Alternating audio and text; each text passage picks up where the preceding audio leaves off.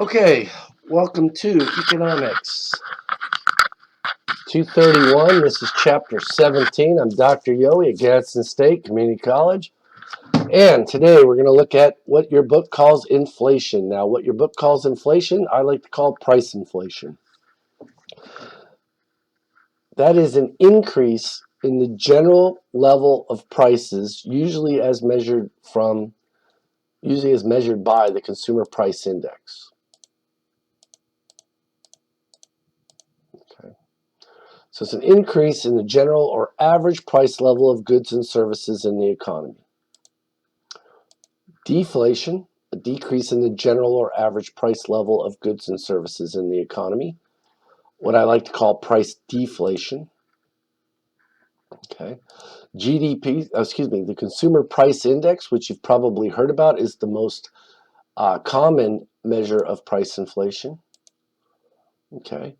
And it's an index that measures the changes in the average prices of consumer goods and services. So these are things that a typical urban family would buy, and they are reported by the Bureau of Labor Statistics on a monthly basis. Okay. Price collectors contact retail stores, homeowners, and tenants in select cities in the U.S. monthly. Okay. Okay. And the way we calculate it is with a market basket. So what we do is we take things that a typical urban family might buy, and we construct the CPI in the following manner. We look at, on average, what percentage of people's incomes do they spend on food, transportation, housing, etc., all these categories. Then we go out and find out and track the prices of goods inside those categories. So you can see the largest components: housing, transportation, food, personal insurance, which a lot of people might think of, healthcare here, entertainment, apparel, education. Okay, we pick a base year. The base year is an arbitrarily chosen year that is our reference point. We're going to compare prices every year with this base year. Okay. As people's tastes and preferences change, some of the goods that go into this basket change. That is one criticism of it, that the goods and services that people buy year from year change. For example, in 1982, we might have been buying cassette recorders. Well, now we don't even buy things to play our music. Most of us play them on our iPhones or whatever. So we can't put a cassette tape index player in there because people don't buy them. So they have to change these goods. Some goods get out of date and antiquated, and nobody uses them anymore, and we have to replace them with something. But we would like to, if we could, buy the exact same basket of goods every year and compare the prices of those same baskets, but we have to make changes. The CPI is equal to the current year's prices for that bundle of baskets we buy, that market basket we buy, divided by the base year's price for that same basket, or roughly the same basket, and then we multiply it by 100% to make it look pretty. Okay. In the base year, the CPI is always 100. Usually after the base year, the number goes above 100. Before the base year, the number is less than 100. Okay. Now, in your books, and we're going to do that here on my notepad here. That's why I've got this camera on. Let's see if I can get this picture here. Okay. We've got a problem in the book on page... so if you want to pause the video, get your book, that would be fine. I'll give you the page number where the information is. It's on page 459. And here, we've got a very small market basket. The market basket that they use to actually calculate the CPI is much larger. But here, they say, well, the average consumer buys three things: hamburgers,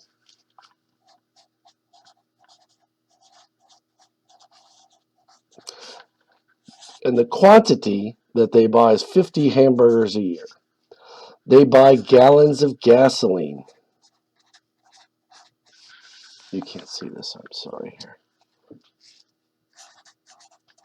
And they buy 250 gallons a year. And then the typical consumer buys 2 pairs of blue jeans.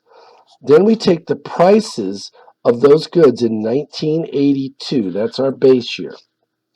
And in 1982, a hamburger cost 80 cents. A gallon of gasoline cost 70 cents. I don't think that's accurate. And a pair of blue jeans cost you $15. Then we take the quantity in the market basket, multiply it by the prices in 1982, and we're going to get $40 spent on hamburgers, $175 spent on gasoline, and $30 spent on blue jeans. When we add this up,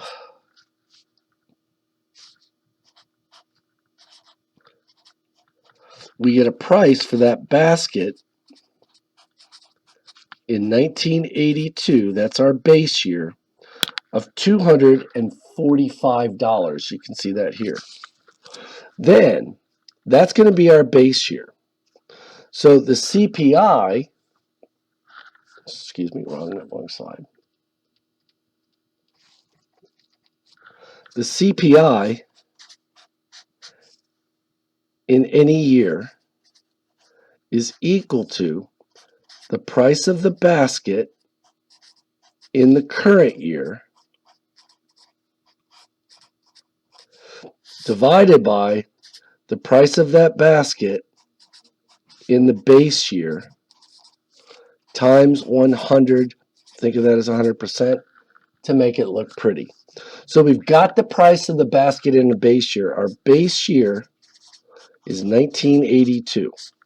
We arbitrarily pick that. We just pick a year. Then we compare prices every year to the base year. So let's use the price of let's use the year 2000. We're going to calculate the CPI for the year 2000. So we've got the same goods, a hamburger. It might be a McDonald's hamburger. Gallons of gasoline. They actually go to the same store in the same cities to buy these goods every year if they can. The quantities were 50 hamburgers, 250 gallons of gasoline, 2 pairs of blue jeans. The price in the year 2000 of these things, they said a hamburger cost $1. A gallon of gasoline cost 90 cents. I know that's not true. And a pair of blue jeans cost you $30. And that would be a specific type of blue jean, maybe like Levi's 501s or something like that. I don't even think people wear those anymore. Then we take the price in the year 2000 times that quantity, and we're going to get $50 spent on hamburgers, $225 spent on gasoline, 2 times 630 is $60 spent on blue jeans. We add that up, and it comes up to be $335. That's the price of the basket in the year 2000. So now we've got enough information to plug in here and solve for the CPI. The CPI in the year 2000 was equal to $335. That's what it cost to buy the basket in the year 2000, divided by the $245 it cost us to buy in the base year. Then we multiply that by 100%, or just 100 to make it look pretty, but think of it as percent. And that is going to give us 1.367 times 100, and that is equal to 136.7. That's how the CPI for the year 2000 would look in the book. Now remember, we multiplied it by that 100 to make it look pretty. When we use this number again, we got to get rid of that 100, and we'll show you how. The next thing we're going to look at is how to calculate what we call the price inflation rate. Okay, and this is calculated by measuring the percentage change in the CPI from one year to the next.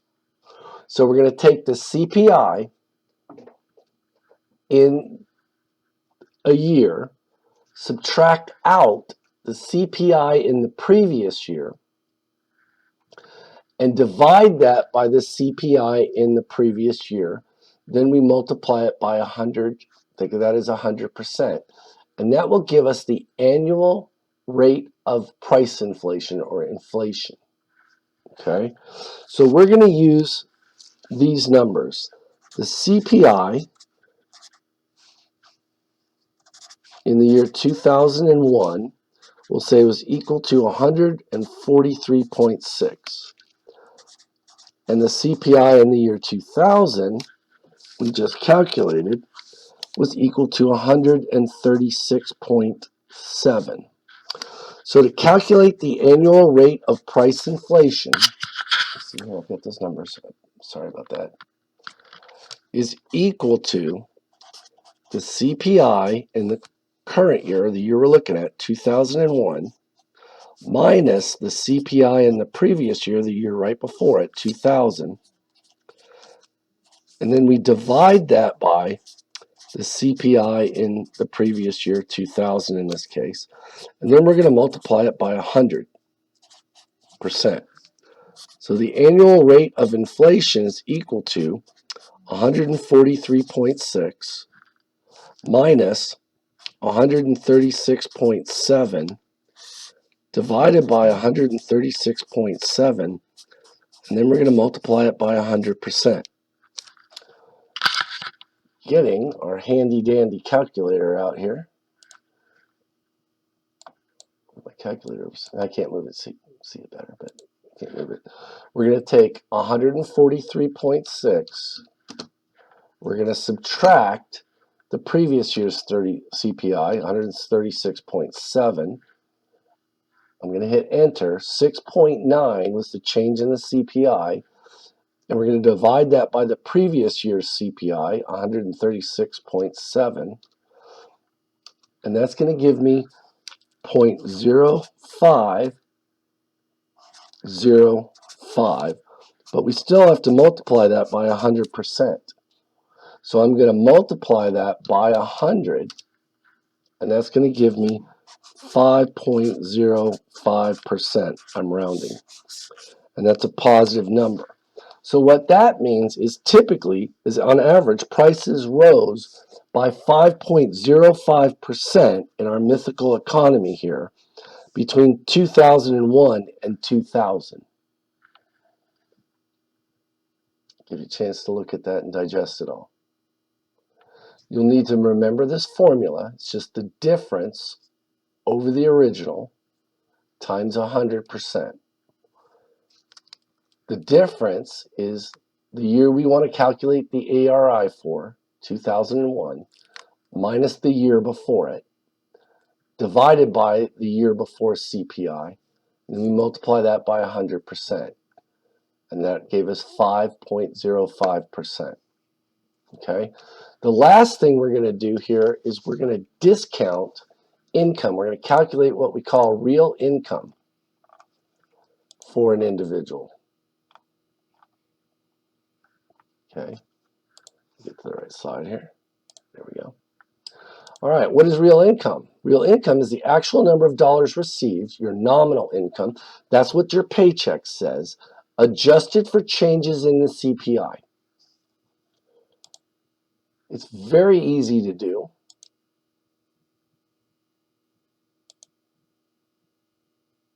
Okay. Your real income, RI, is equal to your nominal income divided by the CPI. So let's say this year, and we're going to go and get the numbers.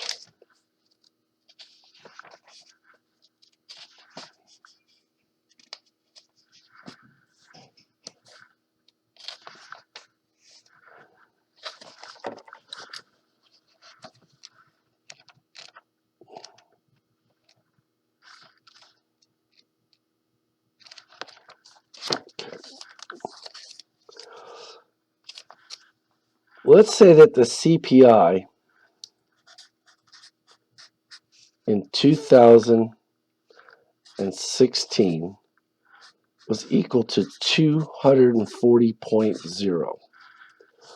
Okay, and let's say you made your nominal income in 2016 was equal to $24,000. Oops, what's the point there? Oh, I missed. Sorry, $24,000. There we go. Okay, so you made $24,000 in 2016. The CPI was 2040.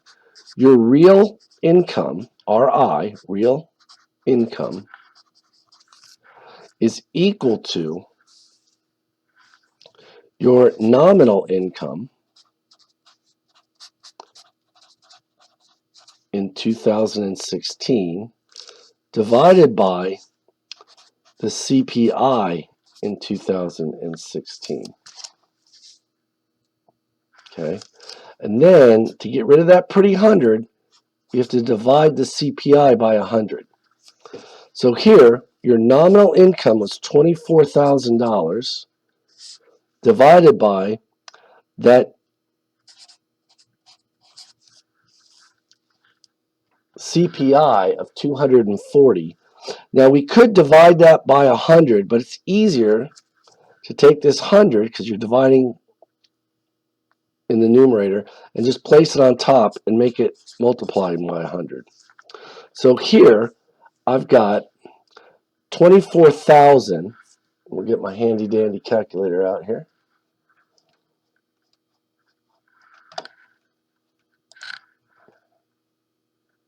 I've got 24,000 divided by 240. That gives me 100 times 100. And that gives me a real income of $10,000 in 1982's dollars. So what that says is the $24,000 that you made in the year 2016 would be roughly the equivalent of making $10,000 in 1982. You take the nominal income, that's what we made in 2016, that was the 24,000. I divided it by the CPI, which was 240, over 100. When I'm dividing in my numerator by 100, I can just flip that, right? Invert it. So I've got the nominal income divided by the CPI times 100, and that came out to $10,000 in 1982's dollars. Okay, that's a fun thing to do.